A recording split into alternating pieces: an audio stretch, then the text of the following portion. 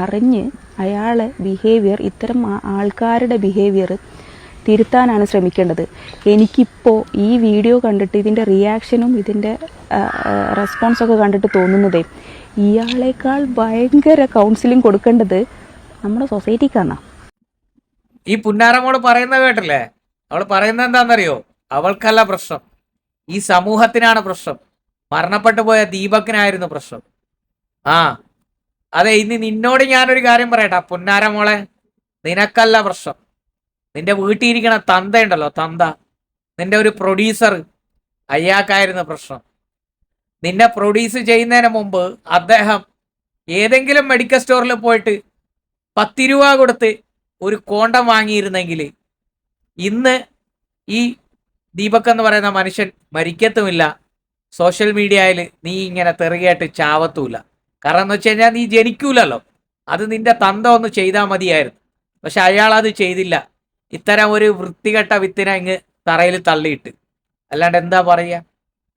ഇവള് ദീപക് മരിക്കുന്നതിന് മുമ്പ് ഇവൾ അറിഞ്ഞിട്ടില്ല ദീപക് മരിച്ചെന്ന്.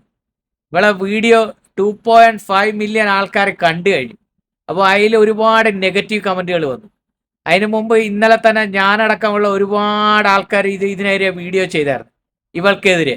അപ്പോൾ വളരെ നെഗറ്റിവിറ്റിയാണ് ഇവൾക്ക് ആ വീഡിയോയിൽ വന്നത്. അപ്പോൾ ദീപക് മരിച്ചത് നമ്മൾ അറിയുന്നത് ഏകദേശം ഉച്ചയൊക്കെ ആകുമ്പോഴാണ്, മനസ്സിലായില്ലേ, അറിഞ്ഞു വരുന്നത്. അപ്പോൾ ഇതിനു മുമ്പ് ഇവള് രാവിലെ ഇട്ടൊരു വീഡിയോ ആണ്, കൊണപതികാരം, കുറെ ഇംഗ്ലീഷൊക്കെ പറഞ്ഞുകൊണ്ട്. അതായത് നമുക്കാണ് തെറ്റുപറ്റിയത്, അതായത് ഇവള് കാണിച്ച തന്തയില്ലായ്മ തരം അത് നമ്മൾ ന്യായീകരിച്ചില്ല, അല്ലെങ്കിൽ അവളെ ന്യായീകരിച്ച് നമ്മൾ സംസാരിച്ചില്ല.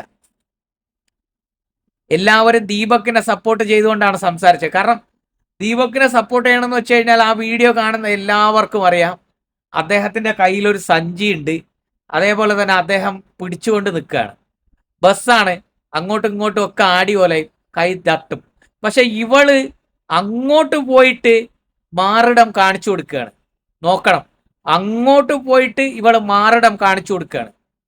ആ മനുഷ്യന്റെ കൈ ഒന്ന് തട്ടിയിട്ട് അദ്ദേഹം തട്ടിയോ എന്ന് മനസ്സിലാക്കിയിട്ട് അദ്ദേഹം വീണ്ടും മാറി നിൽക്കുകയാണ്.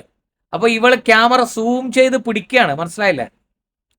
അതിനെതിരെ ഞാനടക്കമുള്ള ഒരുപാട് സോഷ്യൽ മീഡിയയിൽ വീഡിയോ ചെയ്യുന്ന ആൾക്കാർ പ്രതികരിച്ചു. അത് ഇവർക്ക് ഭയങ്കരമായ നെഗറ്റിവിറ്റി ഉണ്ടാക്കി.